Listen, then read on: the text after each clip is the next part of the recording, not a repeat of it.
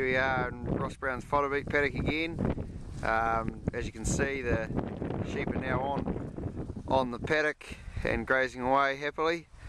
The leaf's still looking extremely green, just like it was before, starting to wilt off a bit now as we've had big snowfall last week.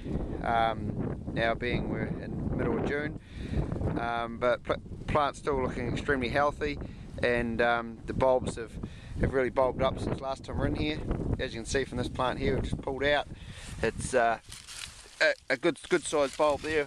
Put the old red band in the screen. So, but just a huge mass of leaf, as you can see. Ravensdown man was in here last week doing for the fodder beet competition and thought it was about 33 tonne. So we'll try and get a more accurate assessment from Ross as he does one himself. But yeah, the paddock's looking extremely good.